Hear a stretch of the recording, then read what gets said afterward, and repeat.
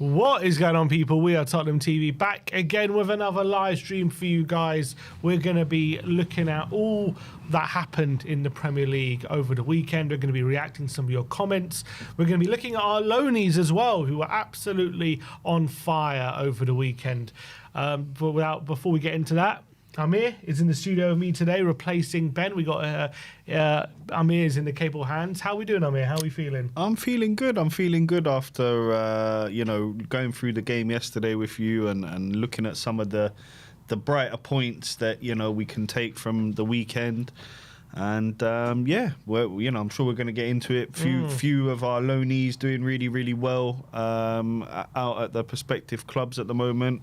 Just more good news for Tottenham, and yeah, I'm really looking forward to our next little spell of games as well, Sim. We've got some really nice ties to look forward to. Doncaster, Wolves, Bodo. So yeah, future's really bright. Really good opportunities, 100% in our next few games. Mm-hmm. Hayden says, hi, Sim. Hi, Hayden.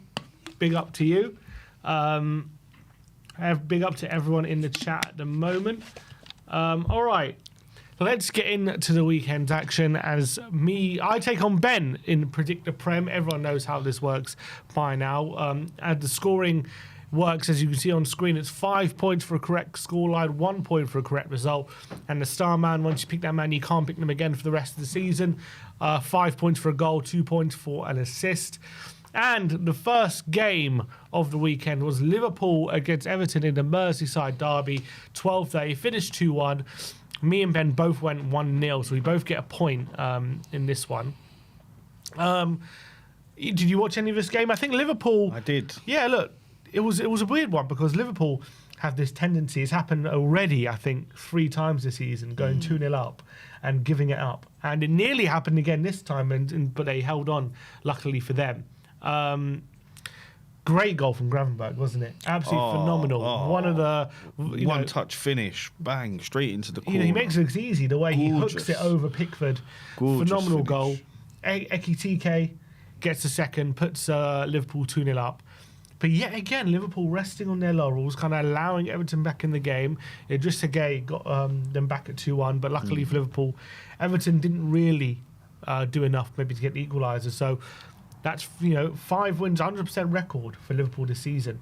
But what is going on with them? Because every game they're going 2-0 up. So at one point you can say they're playing well because they are taking teams to the sword every game. But also every game they're allowing the opposition back in the game. And it happened again this time. It even happened in the Champions League against Atletico. 2-0 up, got it back to 2-2, and then they ended up winning it late on. So how would you after 5 games, 5 wins, but some worrying traits? What if you're a Liverpool fan? What would you think about their start to the season? Do you know what? For me, Sim, that's a sign of champions. Actually, if you're winning games the way they're winning them, scraping them, getting last-minute equalisers, fighting off teams that have got one back, and they're knocking at the door to get that equaliser, that to me shows signs of mentality monsters, people that can always be in the game, always show that fight. I wouldn't be too worried right now if I was a Liverpool fan, to be honest with you.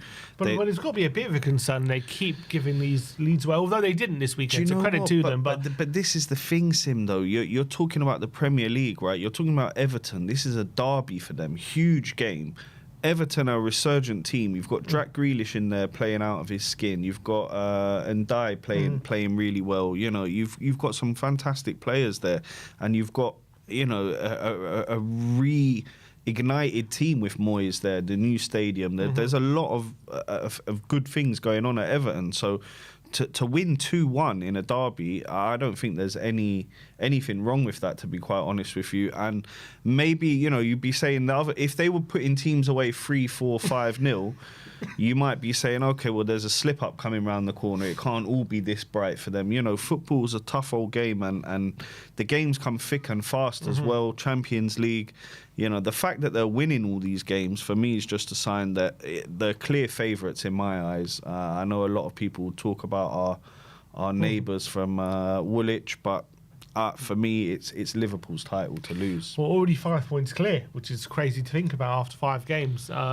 And also, obviously, having played Arsenal as well, which we'll get into a bit later. But I think, for me, my perspective, another good win, and obviously they're showing their firepower. And as you say, Isaac hasn't even got into the team yet. No, he hasn't even played. So like they're getting these wins over the line without even their number one player. Wirtz isn't even playing well. Wirtz hasn't acclimatised yet to the Premier League. So they've still got a lot to come. But scary. Defensively, they got to sort that out because they can't keep allowing teams back in the game. It's going to come back to bite them eventually. Well, here's the thing, though, Sim. Right? You talk about defensively. For me, that's what I was saying. You know, if maybe Van Dijk or one of the other centre backs gets injured, then maybe they'll be in a bit of trouble. But actually, you're coming towards the end of September now. You've got October, November, December. That window will be open again in January. They can just go and sign Guehi. Mm-hmm. You know what I mean? So actually, I don't think they're in such a bad situation defensively, although they are conceding goals and they are letting teams back into games. That's true. But I think Liverpool, the way they play their football, they always have allowed you to have chances. Mm-hmm. It's similar to City, where you're going to get chances. It's just they're most likely to outplay you and score more. Yeah. So I'm really worried about Liverpool. I do think that they'll most likely end up champions. Well, they're 5 points here at the top of the moment, and it's a brilliant win for them. Finished 2-1, so a point each for me and Ben. Next up, we go to the Amex. We've talked about this game a lot, obviously. Brighton 2, Tottenham 2. Me and Ben both won for 1-1, so we both predicted a draw. But only a point each. Obviously, good point for Spurs, come back from 2-0 down. I think showing good mentality, never giving up. But a bit disappointing the fact we were 2-0 down, considering the manner of the goals we conceded, getting caught out high up the pitch for the first one on the counter, and then Vicario's got to be saving that for the second one. Has to be. But the game changed when Xavi Simons came on in that number 10 position and kind of dragged us to that draw. Oh, he did. He really did. And again, I think on another day, we maybe would have come away with 3 points there. If Vicario doesn't make that mistake, we were knocking at the door as well. Like you said, Xavi came on. What a player. He has to start in that 10 for me against Doncaster and against Wolves. I want to see as much as I can of that fella in the 10. Let him get the experience playing here in the Prem. Very hard-fought draw. We take the point and we move on to Wolves next weekend. Yeah, 10 points out of his first 5 games. Pretty decent start for Thomas Frank, currently sitting third in the league as well. So I think Frank can be really happy with the start he's made as Tottenham manager, and the fact we came back from 2-0 down as well. Good show of mentality. Next up, Turf Moor. And Ange Postecoglou's difficult start to life at Forest has continued as he draws 1-1 away at Turf Moor against Burnley. I went for 3-1, Ben went for 2-1. I mean, given the chances Forest had, they probably should have won the game. Yeah. I think the man of the match was probably Dubravka in the Burnley goal. But Forest taking early lead, getting pegged back by Burnley through Foster, I think, or Jaden Anthony. What do you think of Ange at Forest? What do you think of his start? Because got dumped out of the Carabao after being 2-0 up against Swansea, lost against Arsenal 3-0, drawing away at Turf Moor. I've seen some of the highlights from the game against Swansea. Should not have lost that game 3-2. I think they conceded 2 in stoppage time. Yeah. This game as well, much the better team and should have won, and just got frustrated by a good keeping performance. So do you think Forest should be worried with his start, or do you think it's just to kind of be a bit patient? A bit of both, really, Sim. I'd be a little bit worried because the way Ange likes to play his football, he doesn't like to change his system too much. And if they keep going for the jugular and keep, kind of allowing his defence to be exposed, they're going to keep conceding goals like they did against Swansea. I mean, that was a real slap in the face for them. A draw away at Burnley, it's not the worst result. It's that they'll kind of take it, but yeah, they should be doing a little bit better, and it's not been a great start. I do think we will see a little bit of improvement. Who knows? He might even sacrifice the league and go all out for that Europa League with them. Who knows? Who knows what he's got planned? You got Sunderland at home next. If they don't win that game, all of a sudden there's going to be pressure. A lot of Forest fans getting on his back. Big time. Because in all honesty, there wasn't any real need for a change. No. They changed it because Nuno was doing fantastic. Yeah, he was doing well. He just changed it because, I don't know, clash of personality or whatever it was. Yeah. It wasn't because of football results. No. So if you're a Forest fan and there is a change and all of a sudden the results are taking a downturn, you're going to be unhappy because why did you change it? Yeah. So I can understand that. I do think that I predicted it'll be a difficult start for Ange because he hasn't had that pre-season with them, and so changing the way they play mid-season, or when the season started, when you're in Europa League, games are coming thick and fast. You don't have much time on the training pitch. You know, he got off to a flying start at Tottenham because he had a whole pre-season to get his ideas into the team. Yep. So it's going to be difficult for Forest early on, but I think give it a bit of time, and I think he'll start to breathe the fruits of their labour. Are they favourites for the Europa League, or I think Villa might be? Oh, Villa. But I mean, I say that they're doing even worse at the moment. They've been a terrible start to the season, but we'll get into that. All right, so 1-1 at Turf Moor, so me and Ben get 0 points. West Ham at home to Palace, 2-1 to Crystal Palace. Me and Ben both went for 1-0, so we both get a point. I mean, West Ham just that's 4 defeats now in 5 games. The only win was against in Nuno's last game. They won 3-0 away from home. Lost 3-0 at home to Spurs. You know, Ollie Glasner now, after winning this game, he's won more games at London Stadium than Graham Potter. Aren't they undefeated in like 15 They or are 16 undefeated, games? 17 games 17 now. games. Incredible. That is mad for Crystal Palace to be undefeated. And in that, you've got going to Anfield, winning the FA Cup final. Wow. I think going to the Etihad. They've played some really tough games in that as well and come out on top. Glasner deserves a lot of credit, and there's no surprise to me. There's a lot of big clubs sniffing around. Mate, I think he's the future of management. To be honest with you, Sim, The future of management. I think he can go very, very far in the game. Do you think a Big Six team will be looking at him in the next appointment? Oh, 100%. I would even say maybe even higher than that. You know, top 4 / top few teams in Europe. I think he's that good. Bayern Munich. Into these big clubs, Barcelona, Reals, Atleticos of the world. Really, that bit that you reckon that high? I think he's that good. And also at Frankfurt, won Europa at Frankfurt. I think he's that good. He won it at Frankfurt. He's won an FA Cup with Crystal Palace, which their first ever major trophy. First ever major trophy. I think we're kind of people are just brushing that by, but that is huge. That's massive for Crystal Palace. 17 games undefeated. And Community Shield, and a Community Shield. Unbelievable manager, unbelievable. And I think he there's certain elements of the game which he really understands. You know, they're tough to play against, but they're also decent going forward. You know, but and also he keeps adapting to losing his best players. Olise leaves, adapts. Eze's left, and they're currently 4th in the league. Incredible. At the start of the season, Guehi's looking to leave. I'm sure they'll find another centre back. Like he just makes it work, doesn't he? Brilliant manager. And a brilliant win. But Graham Potter, West Ham, under serious pressure now, isn't he? There are reports saying that West Ham might even look to bring in an interim between now and the end of the season, if Potter doesn't turn the results around. And I mean, isn't that bonkers though? Thinking about bringing an interim manager with 33 games left. Like, it's a bit bonkers, isn't it? Like, there's so much of the season left. Either you sign a permanent manager or you stick with Potter. I don't understand this interim business when you've got 33 games. Like, the whole season's ahead of you. Why would you bring in an interim? Yeah, I think that club's in a complete mess, to be honest with you, Sim. It's a complete shambles. You know, they brought this guy in, Potter, who wasn't successful in some of his other Chelsea wasn't jobs. He wasn't successful, you know, and unfortunately, I don't necessarily think it's his fault. They've sold again, Kudus. They've sold some big players, and they're just in a shambles. You know, we went over there and we turned them over 3-0. Should have been 4 if VAR didn't mess around. Yeah. They're in big trouble, and probably he's odds-on favourite to be the first manager to be sacked. Maybe if Amorim, the game with Chelsea went a bit differently, he might be. But I think at the moment it's Potter probably number one. I think he's kind of writings on the wall for him at the moment. He doesn't seem to be able to turn this around, and they haven't won a game at home since February. And Glasner has won more games at the London Stadium than Potter has. I mean, and he's only won 3. He's won 3 games there.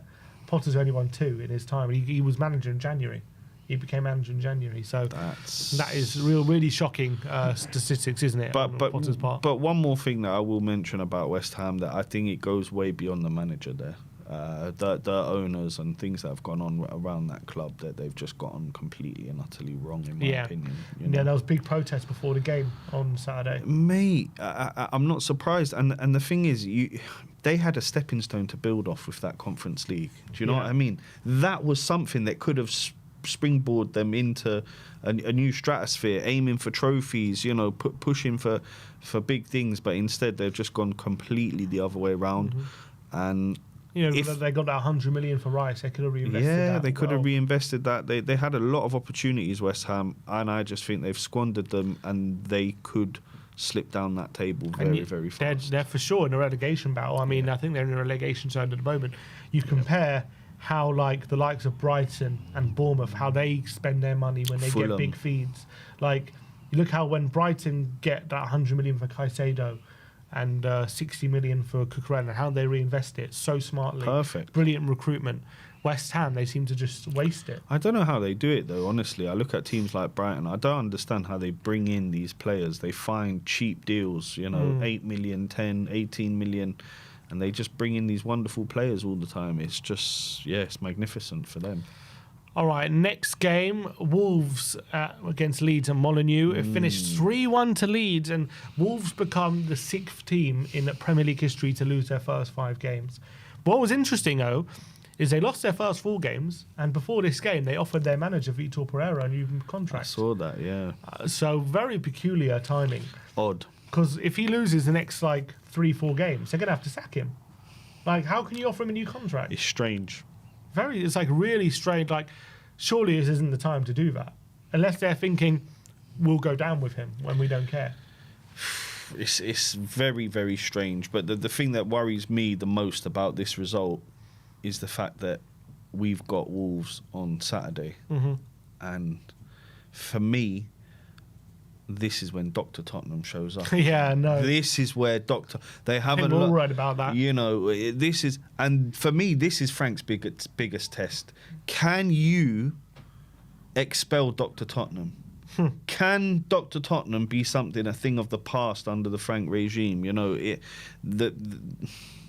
a tough test for us. It's a tough test. Even though, Wolves off the back of 5 losses. But it doesn't mean anything, Sim. Not when it comes to Spurs. Not when it comes to Spurs. It doesn't mean anything. You know, we've been in these positions before and we've crumbled in the past. So for me, it's a huge test for us. But Leeds did fantastically. I thought they played really, really well. They were creating decent chances. Wolves went ahead in the game. But I think Leeds were deserved winners on the day. Yeah, really. Brilliant free kick. I think Stack scored. Gorgeous. And Noah Okafor got on the score sheet. And also Calvert-Lewin. Brilliant header from him. Brilliant header. After he hasn't scored for about, I don't know, it's like 3 years or something. And then he scored against Tottenham, didn't he, last year when they beat us? Oh, yeah, true. And that broke his drought, I think. True. I think he went 20 games or something without a goal before playing us. Brilliant win for Leeds. And Leeds have actually, similar to Sunderland, started fairly well in the Premier League. Beat Everton. Got another win here. Drew and Newcastle as well. So fair play to Leeds. Wolves in all sorts of trouble. Rooted to the bottom. Yeah, very peculiar. They gave Vitor Pereira a new contract. We'll see how that one plays out, because a few more defeats. I don't know how they can carry on with it, but we'll see how it goes. Next up, we go to Old Trafford. What a game this was. Man United 2, Chelsea 1. Doesn't even tell half the story, that result. I went 1-1. Ben went 2-0 to Chelsea. Robert Sanchez gets sent off 3 minutes into the game, and that obviously spoiled the game totally for Chelsea, you have to say. After the game, Reska said, if you offered me go 1-0 down after 3 minutes or go down to 10 men, I'd choose 1-0 every time. Of course. And he said, it was a mistake by Sanchez, really, to come flying out like that. Well, he had no need to come out, really. Could have stayed on, could have, stayed back there. I don't know. But reckless. It was definitely reckless. And then, obviously, Man United get the 2-0 lead, Casemiro and Bruno. You got to say as well that the Casemiro goal, I don't know what Petrovic. It's not Petrovic. It's who's the keeper? Jorgensen. Who's the keeper, Sammy? Who came on? Jorgensen. What is he doing for that second goal? The blue ball loops up in the air from a clearance. He has got a solid 5 seconds to come and claim it. He just stays on his line, rooted to the spot, and allows Maguire to come and win the header. I thought that was ridiculous. I mean, how is he not, as a goalkeeper, coming and being strong and claiming that? Bit of an experience there for me. That's, keeper should be claiming that all day long, really. And yeah, I mean, 100%. I mean, it's not just inexperience. I think it's cowardice. I mean, he didn't want to get involved in the melee. It felt like, even if you just get a punch on it, you don't have to catch it. You clear the danger, and he basically ball watches. You're the goalkeeper. You're the one who can use your hands. No one else can. Yeah. How the hell are you not coming and claiming that when the ball's looped up so far in the air? You know, it took an age to come back down. It seemed. I thought that was a joke. Maresca as well made some very odd decisions. He made a triple substitution in the first half after that red card. Was that a bit of overkill potentially after... I know you've gone down to 10 men, you've got to bring a keeper on. He then decided, no, I'm going to bring a keeper on and I'm also going to bring another defender on. But he then takes off Neto, who's one of your speedy players who, when you're down to 10 men, what you need is speed on the counter. Someone who can get you up the pitch. Exploit the space. Or someone who you just play a ball through to him and he can run onto a long ball or something, because you're going to need to take those chances. You're going to need pace. Takes off Neto, who I thought was a big mistake, and he leaves on Palmer. He then 10 minutes later had to take off Palmer because he was injured and felt a niggle. And then he admitted after the game that, Palmer had a test in the morning and he wasn't 100%, but we started him. I mean, isn't that not completely brain dead? If you're down to 10 men and you need to bring off an attacker to bring on a defender, why not bring off the guy who's not 100% fit? When you know you're down to 10 men, he's going to have to do extra running. He's going to have to do an extra effort because you're down to 10 men. He's got to have to cover for another guy. Is that not completely stupidity to leave that player on and take off a different attacker? Yeah, it's not great from Maresca, is it? It doesn't make sense. It doesn't really make sense, but... You know, maybe he was thinking Palmer can do something special, you know, he can run off this little injury. I'm not too sure what his thinking was behind it, but to make those 3 subs, it really did put them in a bit of a hole. And then, of course, Casemiro got sent off, which brings them back into the game all of a sudden, but they didn't really have the players then to impact it too much. Of course, they did get back into it a little bit. They managed to get a goal, but... I think they kind of neutered themselves. They didn't have. Yeah, they didn't have the tools. Yeah. They didn't have the tools to really. It took out Esteval, Neto, and Palmer. Yeah. So they what took off some killer tools there. You know.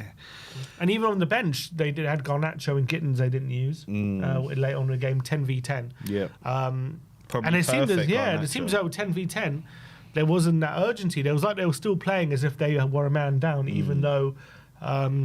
The men were level, the team was level. They did get a goal back, but too little, too late. But from Man United point of view, absolutely massive win. Is this a turning point for them? Do you think? How many times have they been? Nah, look, I think there's huge problems up north, up there at Manchester United. There's massive issues where, you know, regarding the manager, the ownership, some of the players that are left there. I mean, you look at all these players now, you know, United players that have left, how well they're doing on loan, or, you know, the ones that have been sold. You just look at Rashford, you know, flourishing out in Barcelona. So there's huge issues up there. I don't think this is a start of anything for them. I think they'll continue to struggle soon. They got a big helping hand, didn't they, by the red card? Oh, huge. That's the reality, isn't it? Huge. They apparently haven't won a game without a red card or a penalty since February. So, I mean, as much as it's a brilliant win, and they had to get the win. He had to win, right? Because then he's under such pressure to get any sort of points right now.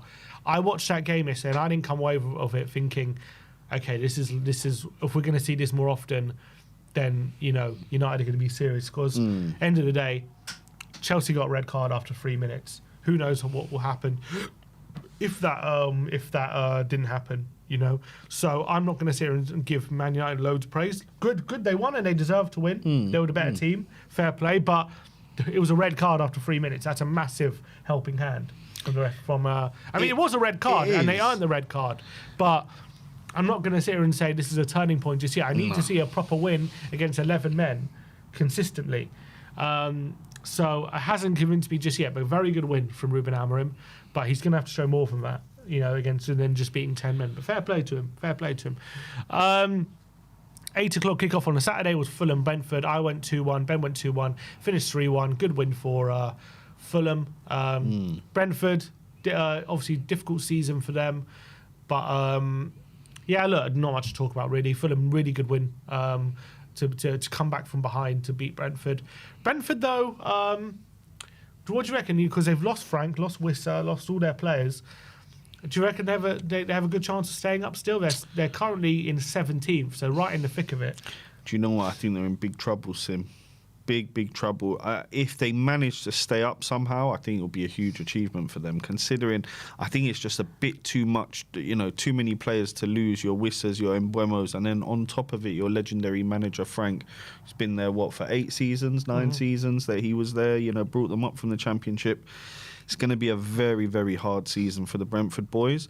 Having said all of that, I do think they have some quality in there. Players like, your Damsgaards of the world. This Sade as well, I think he's quite a handy little player to have around, a decent little goal scorer. So, they have got some players that will hurt you. It's just, do they have enough to keep themselves up? It's going to be very hard for them. But I do hope, because actually out of all the, London-based clubs, I've got a little soft spot for Brentford. I think they're really well run. And I think in the job that Frank did there, he pulled off marvels, keeping them around a mid-table, decent finishes for so long as well. For so long, an incredible job. Smallest wage budget in the league. Incredible job. They are so well run. They're very smart. So I hope they can kind of get over the hurdles that they got so far this season, but we'll have to wait and see. It was a difficult game for them, this one, but well done Fulham, good win. To Bournemouth, it finished 0-0 between Bournemouth and Newcastle. Newcastle, by the way, their third 0-0 in a row away from home, so they've really been struggling to score, but have been defending well. I went 2-1, Ben went 1-0, so neither of us get a point. Bournemouth up to 4th in the league, 3 wins, 1 draw, 1 defeat. So really great start to the life without the likes of Heisen, Kirkes, all left, Zabani as well. He's gone.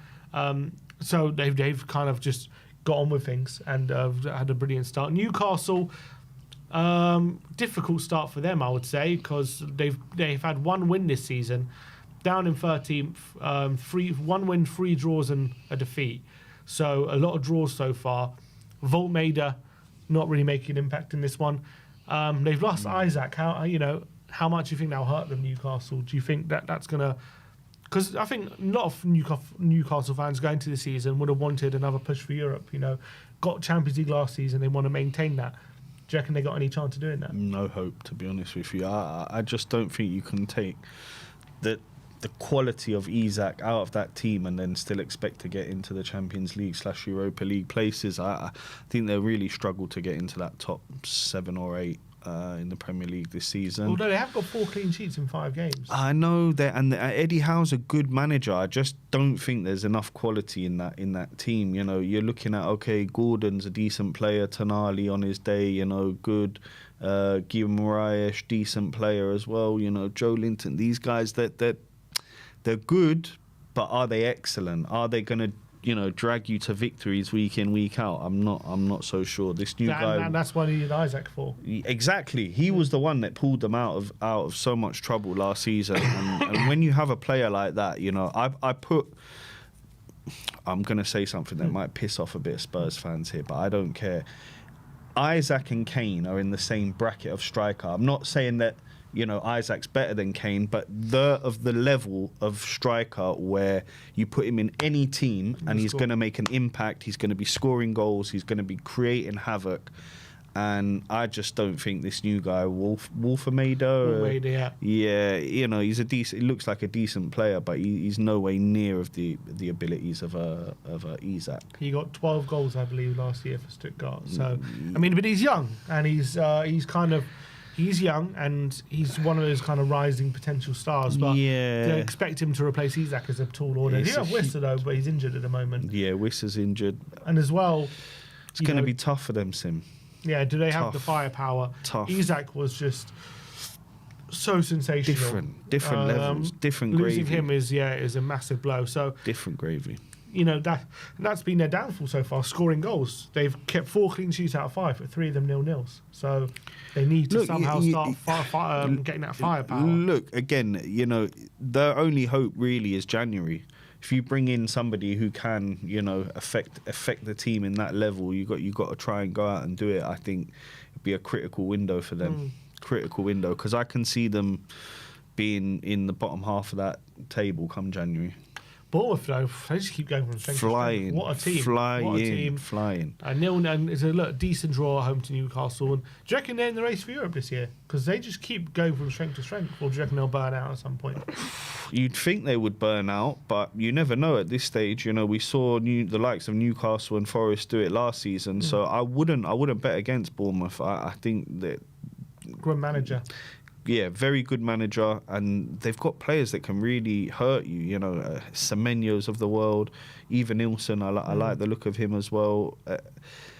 They're a very, very well-run club, and fourth in the league at the moment. Fourth in the league, and look, if you keep playing what's in front of you and you keep doing your job to the best of your ability, we saw Leicester win a league like that. I'm not saying Bournemouth are going to go off and win the league, but they could potentially push for those Europa Conference places and maybe Europa League.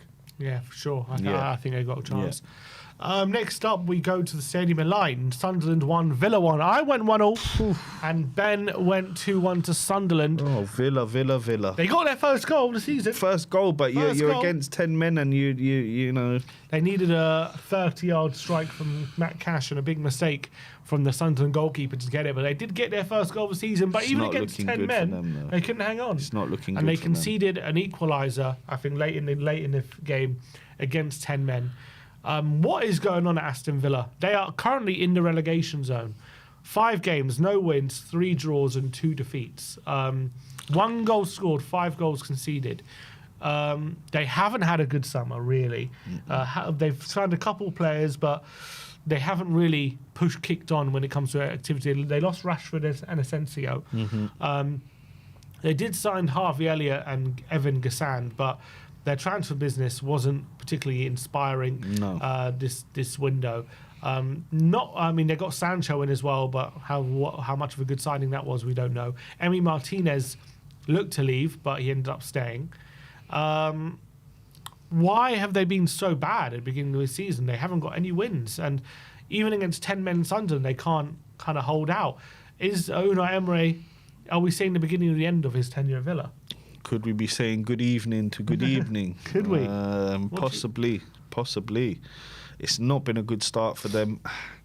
You know what can happen as well is when you've had such a good season the season before, you can have a bit of a drop off at the start of the next season. You know, it's almost natural if you think about our Pochettino. You know, when we got to the Champions League final and then especially we had a huge drop off. Properly invest. Yeah, you don't properly invest. You know, the games come thick and fast. You know, you've not won here, you've not won there, and suddenly you're at the bottom of the table. And I think Villa are in a lot of trouble. I think they've got the players to get them out of it, if that makes sense. I think there's still a lot of quality in that side, and they will pick up points. But, you know, will they finish in the European places this season? I can't see that happening. Why are they struggling so much to score goals? They've still got Watkins there. They've still got Rodgers there. They've got now Sancho, Gassand, Harvey Elliott. They got some good players, so they shouldn't be struggling this much to score. Not this much.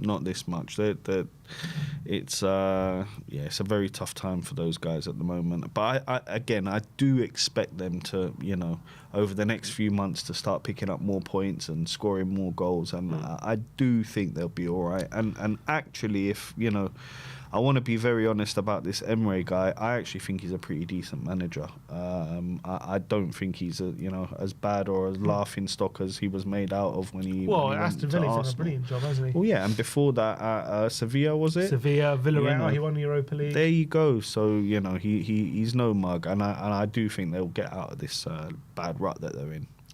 But currently in the relegation zone, only them and Wolves are the winless teams in the Premier League so far. Sunderland, though, up to 7th. Fair play to them. Really, it shows they've been ambitious with their recruitment, and it's starting off very well. They might stay up. Sunderland. 7th in the league. You know, they've been in the wilderness for so long. You know, it's been over a decade at least since I remember Sunderland in the league. So it's nice to have them back, and they're doing really well. All right, next up, last of the game of the weekend was at the Emirates. It finished Arsenal 1, Man City 1. Martinelli's last-minute equaliser, getting Arsenal the draw. I went 2-1 Arsenal. Ben went 2-0 Arsenal. So we both went for Arsenal wins. Both of us were quite confident Arsenal were going to take all 3 points, but it didn't seem that way at all. Arsenal stinking out the gaff with their team selection, Moreno, Rice and Zubimendi in the midfield up against a City side that showed vulnerabilities. And Man City probably started stronger, got that early goal through Haaland. Unbelievable pace. He sprinted like he was a 100-metre sprint, like he was Usain Bolt, beating Gabriel and a few other Arsenal defenders to the ball, slotting it home. And I think Pep tried to do his best kind of Mourinho impression in that second half, taking off all his attackers, went full on defensive, parked 2 buses. Pep, never seen Pep do that before in my life, but he did it, and they were minutes away from getting that win. But Martinelli's equaliser right at the death, which was actually, fun enough, came from Man City being a bit too high in their line and Eze playing a nice ball through. But I just don't understand Arteta, and I said this after the Liverpool game. They've now got the squad, in my opinion, that's probably, in terms of depth and quality, probably the best in the league.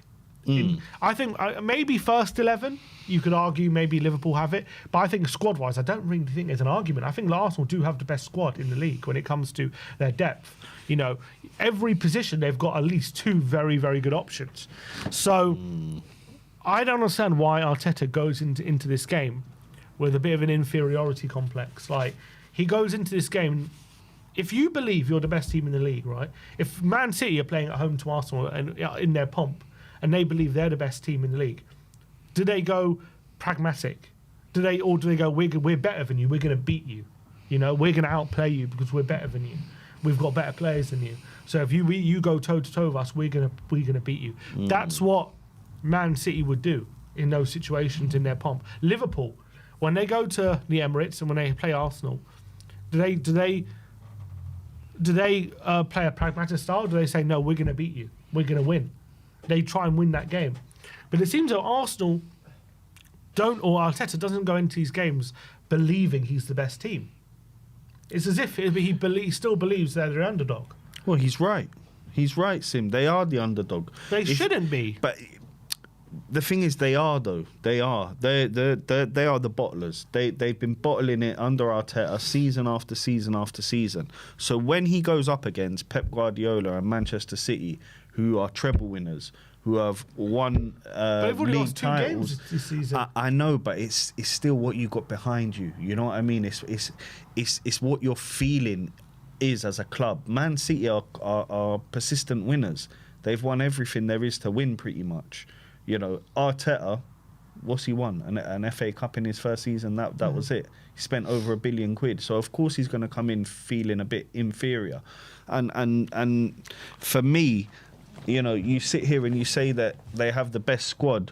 Maybe they do. Maybe they do have the best squad. But they have one of the worst managers out of the top 6. So in all honesty, I'm not really worried about them. And I know these words are not something that a lot of Spurs fans want to hear, because, you know, there's kind of this fear around Arsenal that they're you know, they're going to win things this season and this is their year and all this kind of talk. But I'm not hearing any of it. I don't think he's a good manager. I think that a lot of their players are overhyped.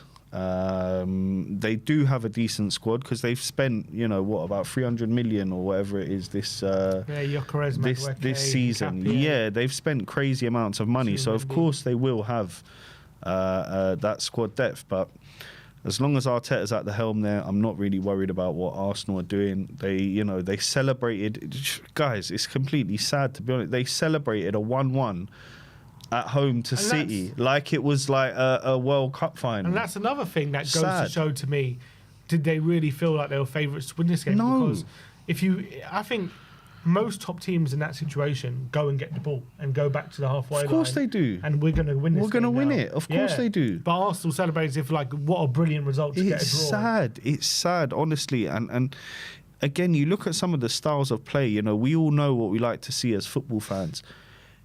All the Arsenal fans out there, can you honestly tell me that you enjoy watching their style of football and the way they go about things? And this kind of, You know, we're dangerous from set pieces. Kind of, you know, we'll rely on Gabriel and Saliba to get goals from centre back. From, you know, it's not for me. It's not for me, Sim.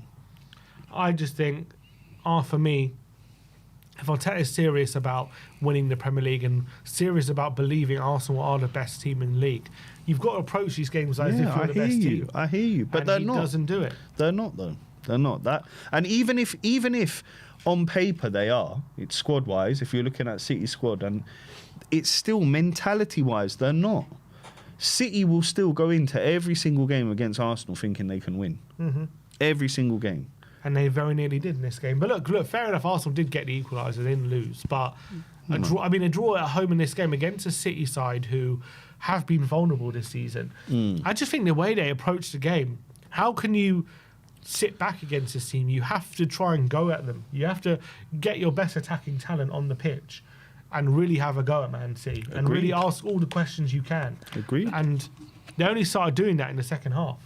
They didn't do that at all in the first half, and that's why they were 1-0 down. I think I don't understand. Like, imagine Man City when De Bruyne was at his best, like going to Emirates and dropping De Bruyne. Like, it's just never going to happen. No. Or at home to Arsenal and putting De Bruyne on the bench and playing a midfield free of like Rodri, Gundogan and Nico Gonzalez. But that's like, Arteta for you, Sim. That's Arteta for you, Sim. Weak-minded, weak-spirited, and, you know, his team selection weak as well. There you go. But time will tell what happens between now and the end of the season. But at the end of the day, we're now 5 games into the season. They're already 5 points behind Liverpool. Next week is massive, by the way. Liverpool go to Palace, which is not easy. They have to... Palace very tough game, yeah, very tough game. But Arsenal go to Newcastle. So, very tough. I mean, both teams could drop, but if somehow Liverpool win and Arsenal drop points there, if that gap gets to 8 points already, I mean, that's significant. 8 points is a significant gap at any stage of the season. Like, that's already a big gap to kind of overcome. Yeah. I remember Liverpool opened up about an 8-point gap on Arsenal last season around, I think it was around November time. And I remember chatting to Ben saying, you know, that's a big gap. And Ben was like, nah, there's so much football to be going. I was like, yeah, but it's 8 points. That's 3 games. You have to catch up already. And there's so much football to be played. There's a chance that gap only gets bigger. Like, every time, like Arsenal from then on have to be perfect. And Liverpool, you know, have to stumble in 3 games, you know, for Arsenal to catch up. And to open up that big of a gap early on would be very significant, in my opinion. Very significant. Could be. And it turned out to be that last season. I mean... Come on, Eddie Howe. It'll be very interesting to see how that plays out. And Arsenal, I mean, Arteta, if there's an 8-point gap after 6 games, he's going to be under serious pressure to close that gap. All right, Starmen, I went for Rodrigo Muniz, who got an assist. Ben went for João Pedro, who did nothing at Old Trafford. So I got 2 points there, which means I closed the gap from 12 points to 5 points. Getting closer now, Getting closer to Ben. Getting closer. Yep, good week for me. Good couple of weeks. It's been working out well since Ben's been off on a paternity leave. I've been closing the gap every week. So the longer he goes off, maybe the worse decisions he's making. We'll see. Let's review the Prem. Let me know in the comment section below anything we discussed today. Do you agree or disagree with any of our takes? Let me know in the comment section below. All right, next up, we are going to look at some comments from you guys. You guys were leaving loads of comments over the weekend after our 2-2 draw against Brighton, which was obviously, look, a good game, good draw, but a lot of you had a lot of stuff to say around. So let's get into the comments. First comment is from Phil Extra. Big up to you, Phil. He said, just voted for you in the Football Content Awards. Come on, Phil. Big up to you. Come on. Thank you so much for your support. By the way, if you want to vote in the Football Content Awards, we are up for Best Football Content Creator for Club Content Creator in the Premier League. Just Google Football Content Awards, scroll down to Club Creator Premier League and vote We Are Tottenham TV. It's on screen right now. And then just scroll down and vote now. Tick the box, vote now, and there you have it. Easy as that. Come on, guys. Doesn't even take 5 seconds. Get your votes in. Get your votes in. Cast those votes, We'd really people. appreciate any votes for us. We appreciate all your support. Big up to everyone. It only takes a second to do. Big up to Phil Extra, who got his vote in. So yeah, we are up for Best Club Content Creator in the Premier League. So thank you. Very honoured to be nominated by the Club Content Creator Awards. And go vote. The link is in the chat at the moment. All right. So the second comment, I should say, is from Benyson, 2025. He says, try Johnson in the 9. He is a finisher, and especially without Mawani, wing play is awful in a low block, but he is Son-like with his pace and scoring. Stop the hate. We aren't using him right. What do you reckon? Johnson as a striker, do you reckon that would maybe solve some of the problems we have with him? I think it actually would, Sim. And I think his best position is kind of like a second striker position, you know, just in behind there. As a winger, he finds it tough to get into the games if you're not playing a certain style of football. So I think he can be utilised in a striking position. The question is, how many chances will he get up there? You know, we've got Richie, we've got Solanke.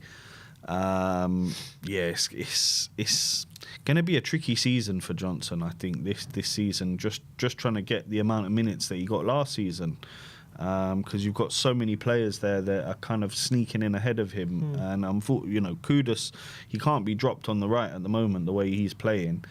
And Johnson's kind of been fitted in on that left-hand side, but he doesn't really look so comfortable there. I mean, but he's scored 2 goals from there. He has. That's what true. he does. He just scores. He just scores goals. So yeah, I think he could be utilised a little bit as a second striker as well. I think when we played against PSG, we played at 2 up top, 5-3-2. I think 2 strikers, he can be one of those. Yeah.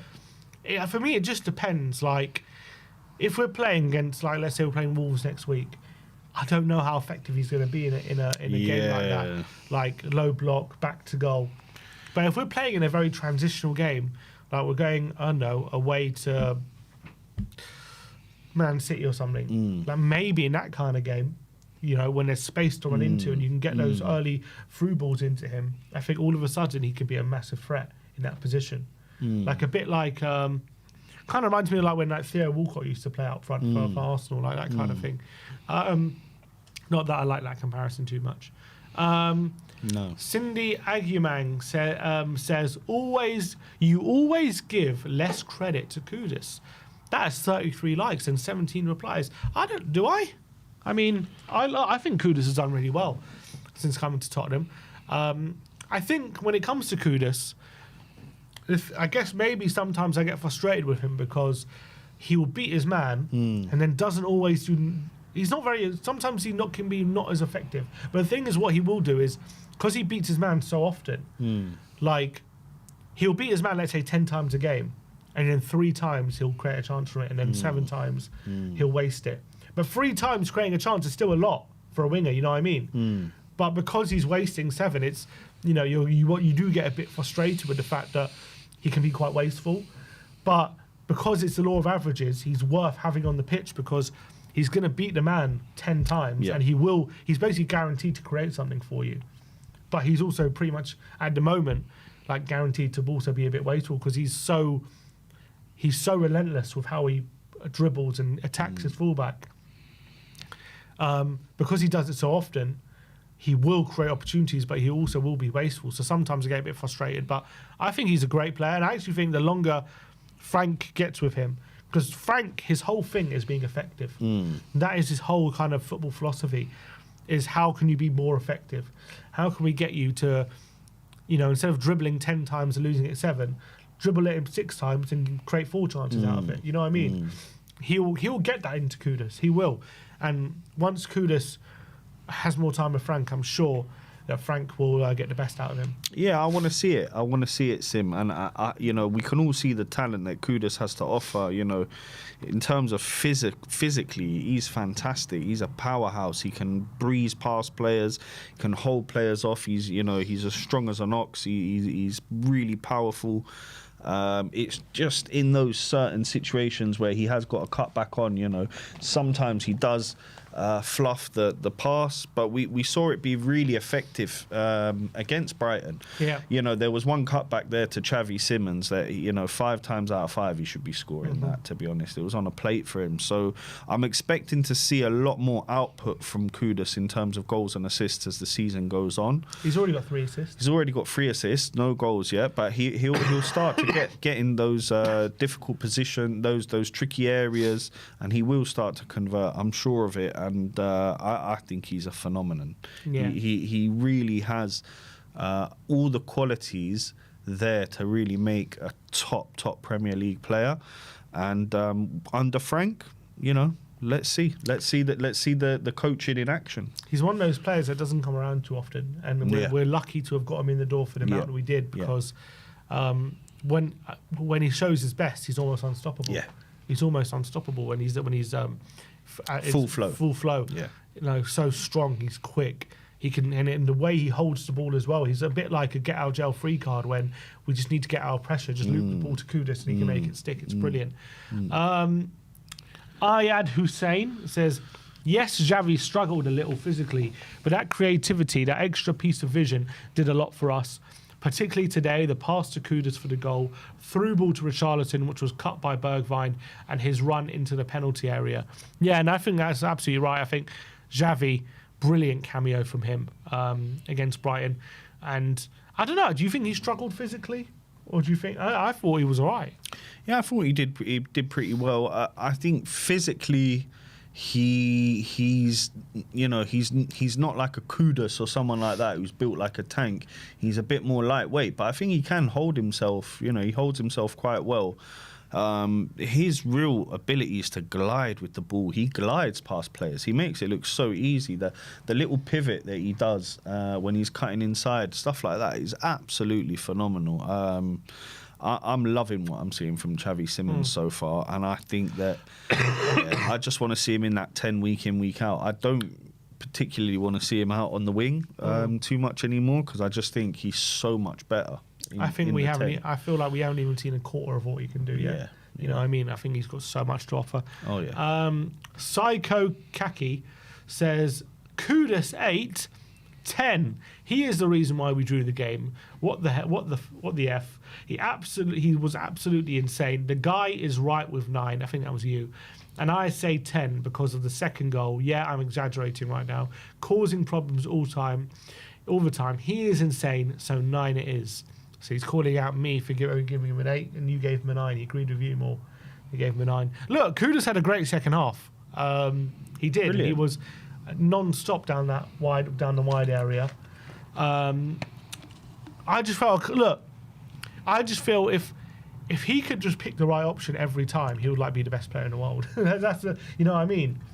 Because he picks the wrong option so often, he just is a couple of tiers below that. I hear that, Sim, but the thing is, I think that is something that can be coached. You know, like getting through to a player and getting him to understand exactly what the coach is looking for. He can coach that. In the scenario Kudus now, you've beaten your man, you've got 3 options in the box. 1, 2, 3. Where do you go? Okay, this one's been marked, that one's been marked. Simons is the one that's free. Ball goes to Simons. The more you coach, the more you practice that, the more you drill that, the better Kudus is going to get. So I think you're going to see great improvements over as the season goes, as these players get to know each other a little bit better, as the runs. Do you remember when Kane and Sonny were almost telepathic? Sorry, they were. Kane was already running. Sonny had the dink. Sonny made the run. Kane dink. And I think you're going to start to see that with players like Kudus, Xavi, Richie, all of them linking up. Imagine when Xavi and Kudus start to link up, man. It's going to be unstoppable. It's going to be unstoppable. And then, you know, you've got these wonderful wing backs as well. You know, you've got Porro overlapping, Udogie on that side, Spence when we need him. It's going to be a beautiful thing to see, really. And all the credit to Kudus, because it's a big move to come from West Ham to Spurs. It's a big step up, and he's just loved every moment of it. And he will go from strength to strength. He's the best thing we've seen down that right hand side since Aaron Lennon, I would say. And he's got the potential to be way better than Aaron Lennon. Danny Foster 6848 calling you out, Amir. He says the second he said just get rid of offside, that should be the end of him sharing his opinions online. Well, yeah, you're going to create some heat with with certain things. It's a radical proposal. It is a radical proposal, but here's the thing, yeah. I've seen 20 years, 30 years of people arguing over offside decisions. I'm just fed up of it. And I do think there are steps that, that football can take. Maybe that is one that is a bit too drastic for some like yourself, my friend, but I do think that there will be rule changes over the next 20, 30 years that will shake up football. Look, guys, did we always get 3 points for wins? No, no. We used to be 2 points. Yeah. Do you know what I mean? So there's plenty of things that are there Keepers to be. used to be able to pick the ball up. Exactly. Oh, people go crazy. Oh, what do you mean you can't do that anymore? So look, I do think that obviously it's a huge change. Maybe football's not quite ready for it yet, but for me, I'm a purist about the sport. I don't like arguing over decision. All the stuff that the kind of media like to do, I don't like about the game. I don't like it. I want to see spectacular goals like Gravenberch's, like Ricci's overhead kick, good football, passing. The Bergvall goal against West Ham, for me, that is what football is about. A beautiful 60-yard ball and a cushioned little header over the keeper. Not trying to rule it out through a shoulder. Yeah, offside. I don't. Yeah, stop it. Yeah. Stop it. And the thing with the offside is, you go look at Bruno's the other day.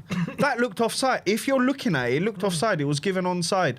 I don't even know what is or isn't onside or offside anymore. I couldn't tell you. And then the way they draw the lines, the thickness of the lines. I don't want to be arguing over graphics, over pixels on a screen. That's I know not what you mean. It's that's not what football's about. And look, another thing about the modern era of football, we've learned to live with VAR.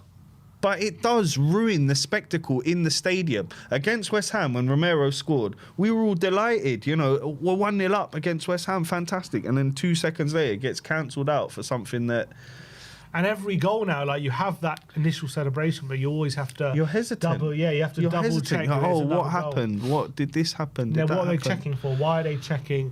And then when they reconfirm the goal, it's like, okay, great. Like I tell you what, I've got a proposal for the guy who doesn't want the offside. Come up with an offside ruling that everyone will be happy with then. I'm willing to accept that. If you can come up with a ruling that will please everybody, please the players, please the fans, then come up with that and maybe I'll have a look at it. My only contention is where they're drawing it on the arm, because I don't understand. Like, it's where are you supposed to be drawing it on this arm? They say it's where the elbow stops, where the armpit stops. Where is that? Is that here? Is that here? Is that here? It could be anywhere there, anywhere. And millimetres make a big difference. They do. So you're saying from the foot, it should be from the tippy toes? Just do it from the tippy toes. Because you know where that is. From your There's front toe. Yeah. But then what if your foot's a bit wonky and your heel's the part that's first or something? I don't know. There's things that could... I think it makes the most sense to do it from the feet. If you're clever from enough, the furthest point forward on your foot. Yeah. Okay. Just do it from there. Maybe. I think that's the easiest way. I mean, taking away offsides would create a game where you wouldn't get teams holding a high line because it would be stupid to play a high line. Yeah. You can't play a high line. No. I mean, everyone would be on their goal line.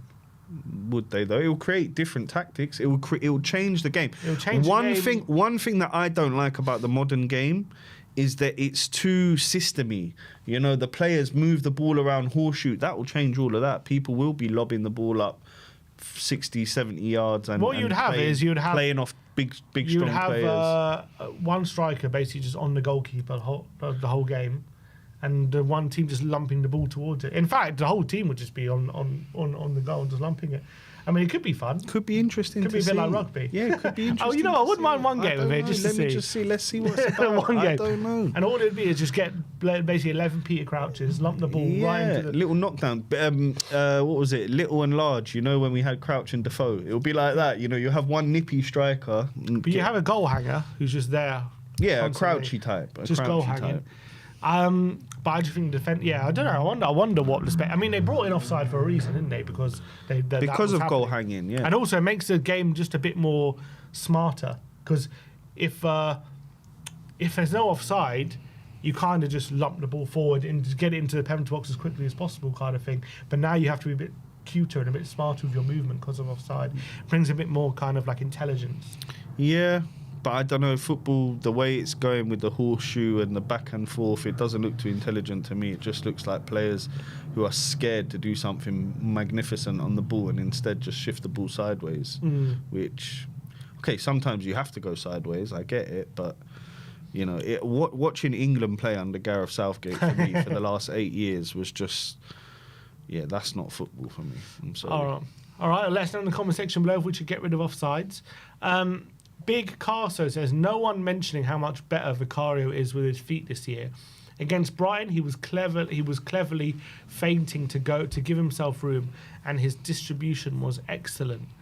Yeah, so a lot of people, crucifying Vicario, but he's saying Vicario's made improvements this year in his kicking. I think his kicking has made improvements, but we've seen him make some big mistakes, which is that was the only real one, wasn't it?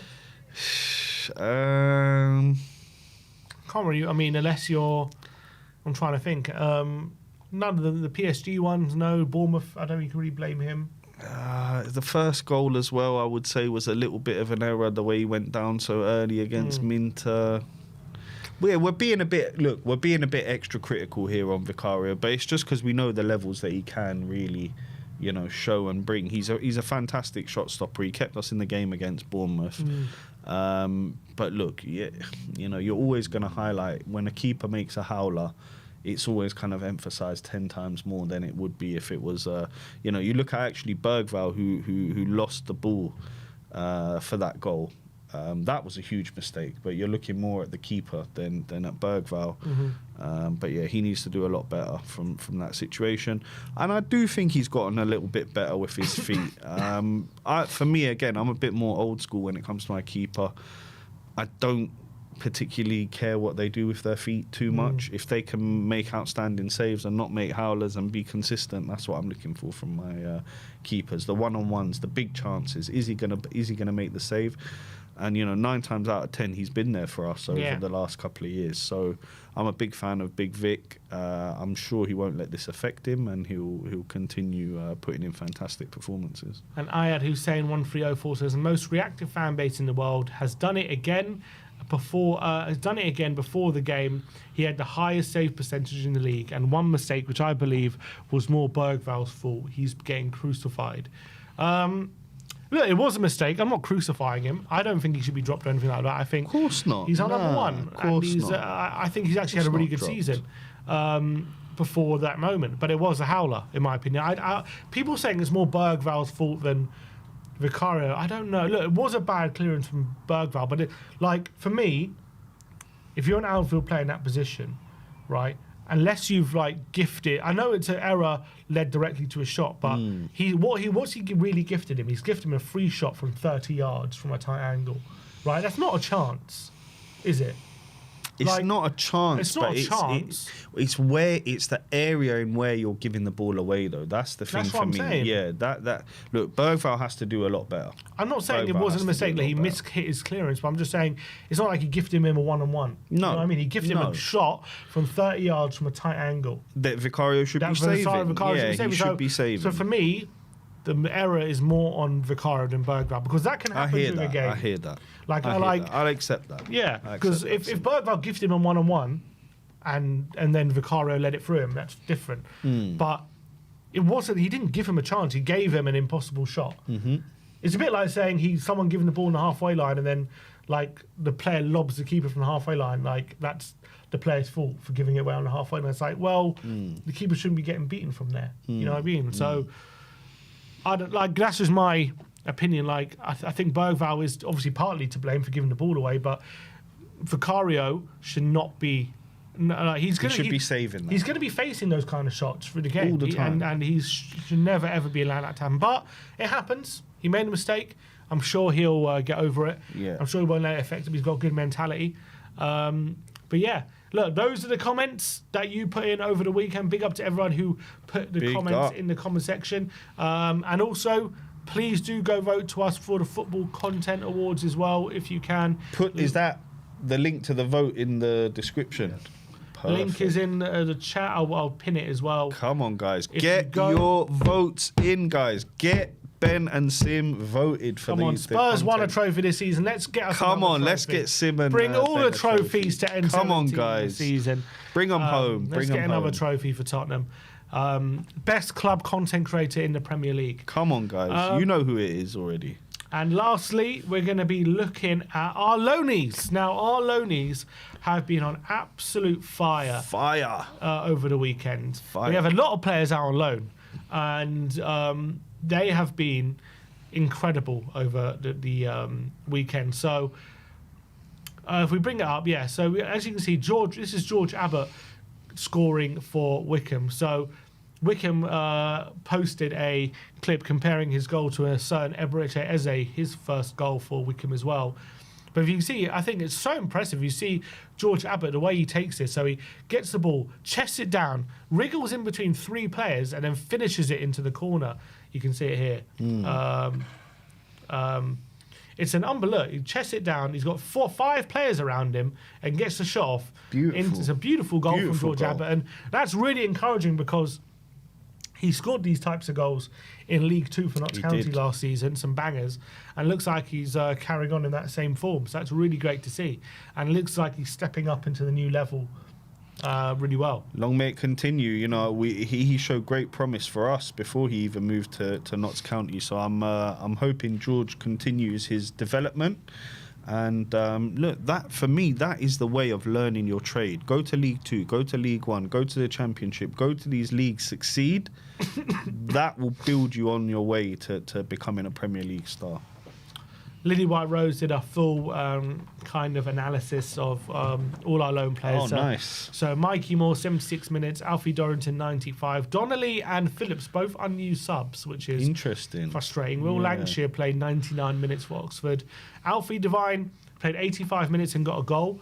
Yamin Hook is apparently injured. Apparently he's not been in the last 5 matchday squads. Oh, wow. Yamin Hook, That's not good. Not great. Damola Ajayi, 20 minutes. George Abbott played 35 minutes and a goal. Tyrese Hall played 28 minutes and got 2 goals. Incredible. Alejo Veliz, out in Argentina, got 102 minutes and got a goal. Luka Vuskovic, 100 minutes and 1 goal. And Manuel Solomon for Villarreal got half an hour and got 1 assist, assisting Mikitadze. And scroll down. This is Alfie Devine's goal for Preston, and this is a goal to witness. What a goal this is from Alfie Devine. Gets it on the edge of the area, cuts inside, and an absolute howitzer off the crossbar, and off the post, and into the back of the net. It's a phenomenal strike from Alfie Devine on his left foot as well. We know the boy has quality, but looks like he's really starting to ball out for Preston now. That is a scorcher of a shot. Yeah, wow. And really hope one day he comes back to Tottenham, because this is the kind of quality he has in his boots. Is he a lefty? No. He's not a lefty, and that's an unbelievable... For somebody who's not left-footed, to hit the ball that well with your left foot is unreal. Yeah. Look, that is a stunner. And any left foot will be proud of that. Looks like he's showing his quality out there for Preston. Next up, we've got Luka Vuskovic off the mark, and apparently got man of the match as well. Come on, Luka. In the Bundesliga. It's a great shot of the goal, but from the free kick, the ball lands to him. He just belts it into the back of the net. And Hamburg end up winning the game 2-1. I believe it's their first win of the season. 60 seconds after this goal, he also made a goal line clearance to keep the lead as well. Wow. What a player. He scored their first goal of the season, allowed them to get their first win of the season, and got man of the match as well. What a brilliant day that was for Luka Vuskovic. And he keeps going from strength to strength, doesn't he? I want him at Tottenham next season. I want him in the squad. I want him playing week in, week out for us next season. I think this kid, Luka Vuskovic, is going to go straight to the very top of football. Everything I've seen of him over the last 2 years, his development. As a defender, he likes to score. It's crazy. He's a goal-scoring defender. He's a mountain of a man. He's huge. He's about 6'8", 6'7". He's absolutely huge. He's got great technique. He's young.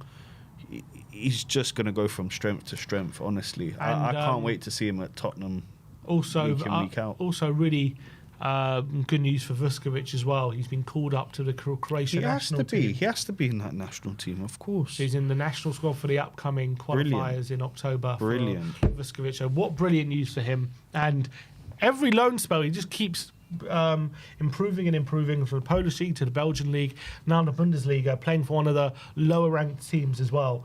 And he seems to be performing extremely well. So big up to Vuskovic. Really, really excited about him. Next up, we have, this is Tyrese Hall. So he came on with half an hour to go. This was his first goal on the counter-attack. I think they're 1-0 up here. Cuts inside, lovely finish. Like a seasoned striker, he finished that, Tyrese Hall. Really great goal on the counter-attack from him. He's a player who usually plays in kind of a deep line position, or a number 8 position. And he's one who's very highly thought of at Tottenham as well. He's still only 19, I believe. And then he goes and gets another goal as well. Gets on the ball, just strokes it. You'll see it here. Laid off to him, just strokes it into the far corner beyond the keeper. And Tyrese Hall at the double for the teenager, only came on with half an hour to go and got 2 goals, and he's not even an attacking midfielder. Incredible. Incredible performance by Hall. Honestly, the amount of talent we've got, these youngsters out on loan, is fantastic to see, Sim. And I just, I'll be keeping my eye out on all of them, and I just want to see them keeping improving, getting those goals, getting those assists, getting those minutes in the legs, and then bringing back all what they've learned, bring it back to Spurs next season when they come back home. Yeah, and if you if you scroll down, another look at Tyrese Hall's first goal, wrapping up the win for them, and lovely celebrations as well. Really taking to not a great knee slide, it looks like, kind of got stuck onto the grass, but fans, players coming over to celebrate with him. And I remember he made his debut, I think it was at 18 years old, and we had a post-season friendly in Australia. He came on, he looked really good. That was after Ange's first season. So it looks like he's someone who could really go places, Tyrese Hall. Brilliant cameo from him to get 2 goals. Is he playing for England under 21s as well? Not under 21s, I think maybe under 19s potentially. 19s. Okay. That's good. And then another kind of view of George Abbott's goal as well. You kind of see how difficult this goal was. Look, takes it on his chest with 3 players around him, wriggles out of them, and that is so underrated. I mean, what a goal that is. How you can get away from 3 players who are all surrounding you and get the shot off, not only get it off, but get it, arrowing it into the corner. It's phenomenal stuff. Fantastic. From George Abbott. Brilliant. So, look, that is our Loanees. That's how our Loanees got on this weekend. We'll keep you updated with all their action, but they are absolutely on fire at the moment. And it just goes to show, everyone was talking about Spurs having a golden generation. And sometimes there's a lot of talk about it and doesn't always come to fruition. But I think you can see right now, all our Loanees are doing very well. On loan. You've got, obviously, Mikey Moore still needs to, he's playing for Rangers at the moment. He hasn't quite hit the ground running, but Lancashire's got a couple of goals for Oxford as well. Jamie Donnelly, he started off well at Stoke, hasn't quite gone right for him. Had an incredible loan season last season. Had an unbelievable loan season later on. There is so much to be excited about with the talent we have coming through our academy. Big time. And Manor over in Spain with Villarreal, getting an assist and, playing incredibly well for the national team as well. If anyone saw the performance against Italy. So, we're going from strength to strength with our Loanees. Vuskovic. He's honestly, guy, I don't even think the Premier League is ready for this guy when he comes through, because I think he'll probably be the best centre back in the Premier League within the next 2-3 seasons. And even when he played in pre-season for us, he was unreal. Against Reading, he was unreal. Brilliant. He was unreal. I was surprised they even loaned him, but I was a bit surprised as well, but maybe that's the right step for him, Build a bit more, get a bit physically a bit stronger. The German league is the most like the English league within the Europe, so incredible. And for me, Sim, I've said it before, I'll say it again, Bilbao was the biggest building block, stepping stone our club could take. Now it's time to build off that and get more trophies and build under Frank and build something, turn that stadium into a fortress where we cannot be beaten. These are the steps that we need to take to really drag Tottenham to the top of world football, and that's where I want to see us at the end of the day. I don't want to see us, scrounging around for Europa League places and that kind of stuff. I want to see us competing for all the major competitions. Yeah, absolutely. And I think what that Europa League would have done is instilled that belief, like we can go. We can do it. There's nothing stopping us. Exactly. All this cursed stuff, all this nonsense. trophy drought. Nonsense. Put to bed now. Nothing's stopping us. Amir, thank you so much for coming on the stream, bro. Thank you very Appreciate your much, time. Sim. Thank you, brother. We'll see you guys tomorrow for the preview of the Doncaster game. Come on, So we'll Spurs. see you very soon in the lead up to the Carabao Cup second round. But thank you, everyone, for joining us for today's stream. Like, subscribe, and comment. And as always, come on, you Spurs. Come on.